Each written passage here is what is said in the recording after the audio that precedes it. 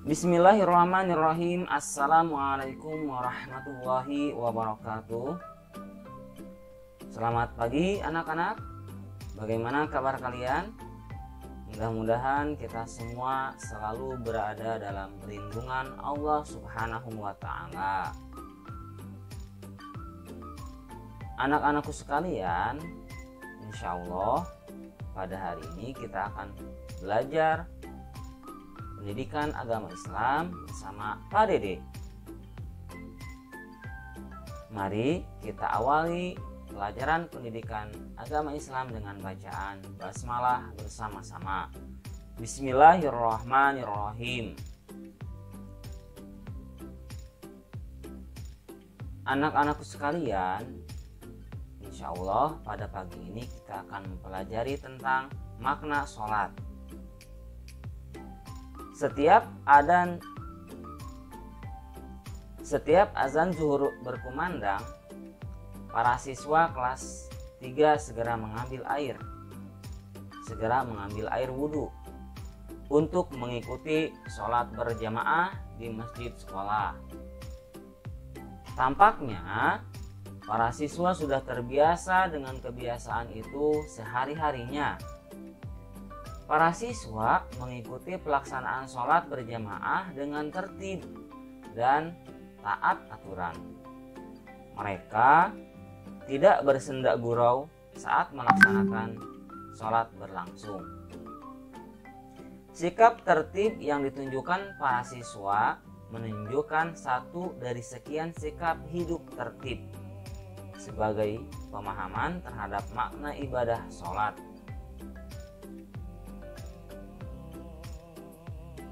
Anak-anakku sekalian, insya Allah untuk materi pagi ini kita akan mempelajari satu, mensyukuri nikmat Allah, yang kedua makna sholat, dan yang ketiga adalah praktik sholat.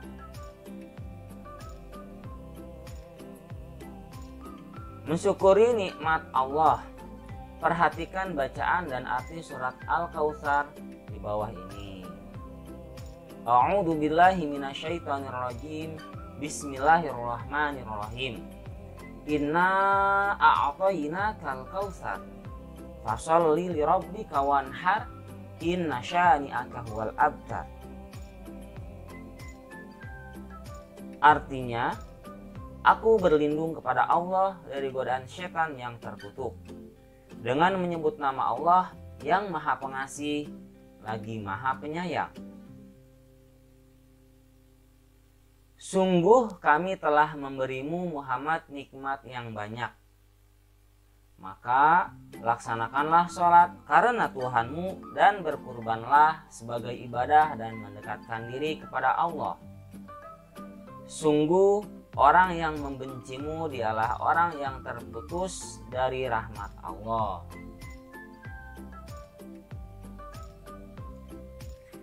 Apa hubungan antara sholat dan surat Al-Kautsar? Surat Al-Kautsar menjelaskan tentang makna sholat. Pada ayat kedua, Allah menjelaskan bahwa sholat dan kurban merupakan ungkapan syukur kepada Allah. Pada ayat kedua, Allah menjelaskan bahwa sholat dan kurban merupakan ungkapan syukur kepada Allah karena Allah telah memberi kenikmatan. Apa saja kenikmatan yang diberikan Allah kepada manusia? Kenikmatan pemberian dari Allah itu antara lain: 1. Badan kita sehat dan kuat. 2. Memiliki keimanan yang kuat. 3. Mendapatkan rezeki setiap hari. 4. Memiliki akal sehat. Dan masih banyak lagi kenikmatan yang kita terima. Wa in ta'udu ni'matallahi la tuhsuha. Seandainya kita menghitung nikmat yang telah Allah berikan kepada kita, maka kita tidak akan mampu untuk menghitungnya. Apa yang harus kita lakukan dengan kenikmatan Allah itu? Kita wajib bersyukur kepada Allah. Caranya bersyukur bagaimana? Mungkin kenikmatan itu untuk melakukan kebaikan. Jadi cara bersyukur itu menggunakan kenikmatan itu untuk melakukan kebaikan. Tasarruful abdi alamaan amallahu alaihi fima yaradahu.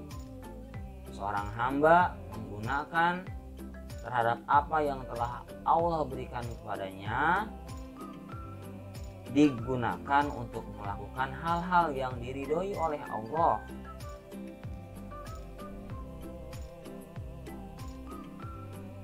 Makna sholat. Arti sholat menurut bahasa adalah doa. Sholat adalah ibadah yang dimulai dengan takbiratul ihram dan diakhiri dengan salam. Takbiratul ihram bunyinya Allahu Akbar, diakhiri dengan salam, Assalamualaikum. Orang yang sholat berarti berdoa kepada Allah. Berdoa kepada Allah harus dilakukan dengan khusyuk.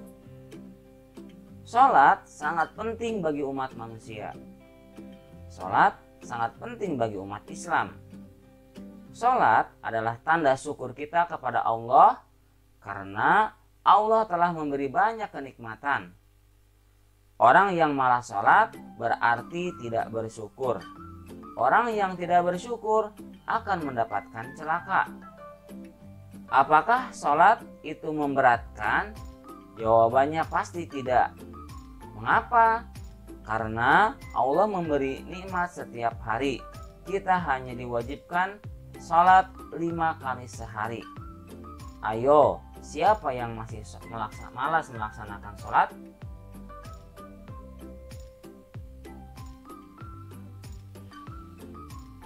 Kamu ingin menjadi orang yang bersyukur kan? Caranya antara lain: 1. Sholatlah tepat pada waktunya. 2. Jangan pernah menunda waktu sholat. 3. Sholatlah dengan tertib 5 kali sehari. 4. Tambahlah sholat fardu dengan sholat sunnah.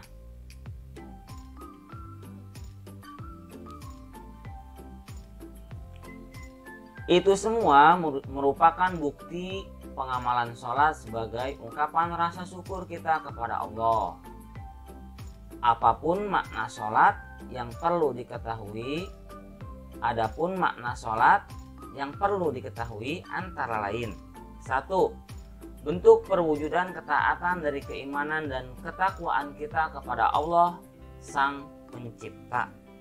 2. Sebagai penyelamat dan pembimbing umat dari segala perbuatan keji dan mungkar. 3. Akan membawa umat manusia ke jalan yang lurus, jalan keselamatan, dan jalan yang diridhoi Allah. 4. Benteng pertahanan dari perbuatan tidak terpuji dan dalam kehidupan sehari-hari. Orang yang selalu melaksanakan sholat dengan waktu yang telah ditentukan berarti telah menghubungkan jiwa raga dengan Allah, sehingga akan terbentengi dari perbuatan yang tidak terpuji. Praktik sholat. Sudahkah kalian mengerjakan sholat? Pasti sudah kan? Bagaimana tata cara sholat yang baik dan benar? Sholat yang baik adalah sholat yang dilakukan dengan khusyuk dan tertib. Sholat yang benar adalah sholat yang dilakukan sesuai ketentuannya. Ketentuan sholat itu meliputi syarat, rukun, sunnah, dan batal sholat. Nah, apa saja ketentuan sholat tersebut? 1. Syarat sholat. Syarat sholat adalah sesuatu yang harus dipenuhi sebelum melaksanakan sholat. Jika syarat sholat tidak terpenuhi, sholatnya tidak sah. Syarat sholat dibagi 2, yaitu syarat wajib dan syarat sah. Syarat wajib sholat. Syarat wajib sholat berhubungan dengan kewajiban menjalankan sholat. Ketika dia tidak termasuk ke dalam 6 golongan yang wajib sholat, maka berarti dia tidak wajib untuk melaksanakan sholat. Syarat wajib sholat adalah sebagai berikut. Yang pertama, beragama Islam. Selain dari orang yang beragama Islam, maka tidak wajib melaksanakan sholat. Yang kedua, baligh, artinya cukup umur bagi laki-laki dan perempuan. Ya, baligh bagi laki-laki adalah ketika ia sudah berumur 12 tahun. Baligh bagi perempuan adalah ketika sudah menstruasi atau haid. 3. Berakal, artinya sehat pikirannya, tidak gila, berarti orang gila tidak wajib melaksanakan sholat. Yang keempat, suci dari haid dan nifas bagi muslimah. Seandainya dia haid dan nifas, maka dia tidak wajib melaksanakan sholat. Yang kelima, sadar, artinya tidak sedang tidur atau mabuk, dalam keadaan sadar. B. Syarat sah sholat. Syarat sah sholat adalah hal yang menyebabkan sholat kita sah. Syarat sah sholat adalah sebagai berikut. Yang pertama, suci dari hadas dan najis. Yang kedua, menutup aurat. Aurat perempuan adalah seluruh tubuh kecuali muka dan telapak tangan. Batas aurat laki-laki adalah mulai pusar sampai lutut. 3. Menghadap kiblat, yakni Ka'bah di Masjidil Haram Kota Mekah. Yang keempat, sudah masuk waktu sholat. Rukun sholat. Rukun sholat adalah hal-hal yang harus dikerjakan ketika sedang sholat. Jika salah satu rukun sholat tidak dilaksanakan, sholat yang dilakukannya tidak sah. Rukun sholat adalah sebagai berikut. A. Niat. Kemudian berdiri bagi yang mampu. Kemudian takbiratul ihram. Kemudian membaca surat Al-Fatihah pada setiap rakaat sholat. Kemudian ruku dengan tumaninah. Tumaninah itu berhenti sebentar dengan ukuran subhanallah. I'tidal dengan tumaninah. Sujud dengan tumaninah. Duduk di antara dua sujud dengan tumaninah. Duduk tasyahud akhir. Membaca doa tasyahud akhir. Membaca salawat pada tasyahud akhir. Mengucapkan salam yang pertama. Dan yang terakhir adalah tertib dalam menjalankan rukun-rukun sholat.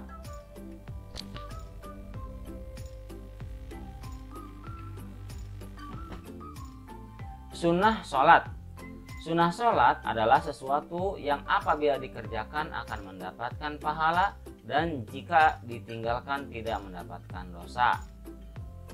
Sunnah sholat dibagi dua, yaitu sunnah qauliyah dan sunnah fi'liyah. Sunnah qauliyah adalah sunnah sholat yang berupa ucapan. Di antaranya sebagai berikut. 1. Membaca doa iftitah. Allahu akbar kabira walhamdulillahi katsira subhanallahi bukrata wa asila, atau Allahumma ba'id baini wa baina khotoyaya kama ba'adta bainal masyriqi wal maghrib. Yang kedua, membaca ta'awuz sebelum membaca surat Al-Fatihah. Yang ketiga, membaca surat-surat atau ayat-ayat Al-Quran setelah surat Al-Fatihah. Yang keempat, mengeraskan bacaan pada rakaat pertama dan kedua pada waktu sholat maghrib, isya, dan subuh. Yang kelima, mengucapkan takbir ketika ruku, sujud, bangun dari sujud. Yang keenam, mengucapkan sami Allahu liman hamidah ketika bangun dari ruku. Yang ketujuh, membaca doa ruku, sujud, dan duduk di antara dua sujud. Yang kedelapan, membaca tasyahud awal. Yang kesembilan, mengucapkan salam yang kedua. Kemudian ada sunnah fi'liyah. Sunnah fi'liyah adalah sunnah-sunnah sholat yang berupa perbuatan. Di antara sunnah fi'liyah adalah sebagai berikut. 1. Mengangkat kedua tangan ketika takbiratul ihram. 2. Meletakkan tangan kanan di atas tangan kiri ketika bersedekap. 3. Mengarahkan pandangan ke tempat sujud. 4. Meletakkan kedua telapak tangan di atas lutut ketika ruku. 5. Duduk sebentar sesudah sujud. Yang kedua, sebelum berdiri pada rakaat pertama dan ketiga. Yang keenam, duduk tasyahud awal, iftirasi. Dan yang ketujuh adalah menoleh ke sebelah kiri ketika salam yang kedua. Sebelum melakukan praktik sholat, perhatikan hal-hal berikut. Yang pertama, bersucilah terlebih dahulu dengan wudhu, karena sholat harus dilakukan dalam keadaan suci.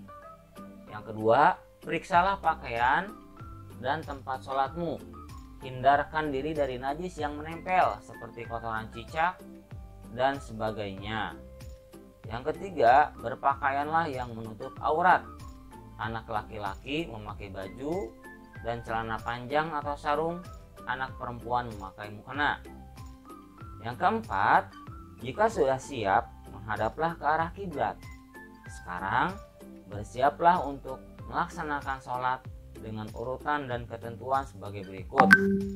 1. Berdiri dengan kaki tegak lurus. Jika kamu sholat berjamaah, rapatkan dan luruskan barisanmu. Kemudian, bersiaplah untuk melafalkan niat sholat. Usolli fardo subhi atau usolli fardo duhri dan seterusnya ya. Kemudian yang keempat, setelah melafalkan niat sholat, ucapkan Allahu Akbar. Yang kelima, setelah takbir, bacalah doa iftitah, dilanjutkan dengan membaca surat Al-Fatihah dan surat-surat pendek seperti surat Al-Ikhlas, Al-Falaq, An-Nas dan lain sebagainya. Pilihlah surat pendek yang sudah kamu hafal. Lafalkanlah semua dengan fasih. Kemudian gerakan selanjutnya adalah ruku. Sambil membaca takbir, ketika ruku, bungkukkanlah badanmu dengan tatapan lurus ke arah tempat sujud. Bacalah doa ruku dengan pelan dan khusyuk. Setelah ruku, bangkitlah dari ruku sambil membaca takbir. Tasmir ya. Tasmi yakni Sami Allahu liman hamidah. Itu adalah gerakan i'tidal. Bacalah doa i'tidal dengan fasih. Setelah i'tidal, lanjutkanlah dengan gerakan sujud sambil membaca takbir. Letakkan dahi kedua telapak tangan, kedua lutut, dan ujung jari-jari kedua kaki di atas tempat sholat. Bacalah doa sujud dengan pelan dan khusyuk. Selesai sujud, membaca takbir, dilanjutkan dengan duduk iftirasi, yaitu duduk di antara dua sujud dengan pandangan ke arah tempat sujud. Bacalah doa ketika duduk iftirasi dengan khusyuk. Kemudian setelah duduk iftirasi, bacalah takbir dan sujud 2 kali dan sujud lagi. Tata caranya sama seperti sujud yang pertama. Selesai sujud, berdiri lagi sambil membaca takbir. Dengan demikian, sholat yang kamu lakukan sudah 1 rakaat. Untuk selanjutnya, gerakan dan bacaan pada setiap rakaat adalah sama. Untuk rakaat kedua adalah gerakan dan bacaan tasyahud awal, sedangkan pada rakaat terakhir adalah gerakan dan bacaan tasyahud akhir. Kamu tentu sudah hafal gerakan dan bacaannya kan? Kemudian gerakan dan bacaan sholat yang terakhir adalah salam. Saat mengucapkan salam, wajah menengok ke arah kanan, kemudian menengok lagi ke arah kiri. Setelah rangkaian gerakan dan bacaan sholat sudah kamu penuhi, selesailah sudah rangkaian sholat yang telah kamu praktikkan.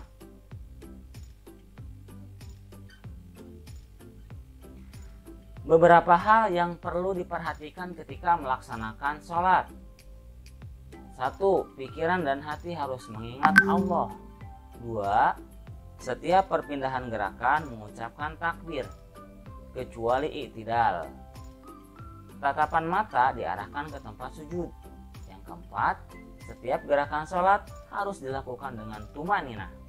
Yang kelima, setiap bacaan dan doa dilafalkan dengan fasih.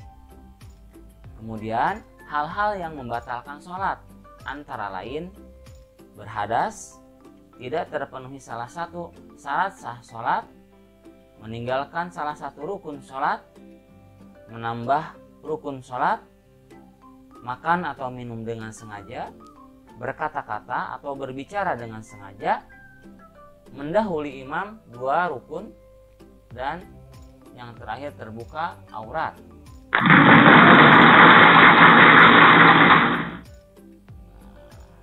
Baiklah anak-anak, alhamdulillah hari ini kita telah mempelajari tentang sholat. Mudah-mudahan mulai hari ini kita tidak pernah tertinggal sholatnya lagi, karena sholat merupakan tiangnya agama. Dan nanti di hari kiamat, perbuatan yang pertama kali dipertanyakan oleh Allah itu adalah sholat. Awwalu ma yuhasabul bihil abdu yaumal qiyamati as-shalah. Idza saluhat saluhasa iru amalihi wa idza fasadat fasadasa iru amalihi. Hal-hal atau perbuatan yang pertama kali nanti akan ditanyakan oleh Allah Subhanahu wa taala pada hari kiamat itu adalah sholat. Seandainya sholat kita baik, maka pasti akan baik semua amal perbuatannya. Dan apabila sholat kita jelek, maka pasti akan jelek pula semua amal perbuatan kita. Nah, baiklah anak-anak, kita cukupkan sampai di sini. Sekian dari Bapak, kita tutup dengan hamdalah, alhamdulillahirabbil alamin. Sekian dari Pak Dede. Jangan lupa like dan subscribe. Wassalamualaikum warahmatullahi wabarakatuh.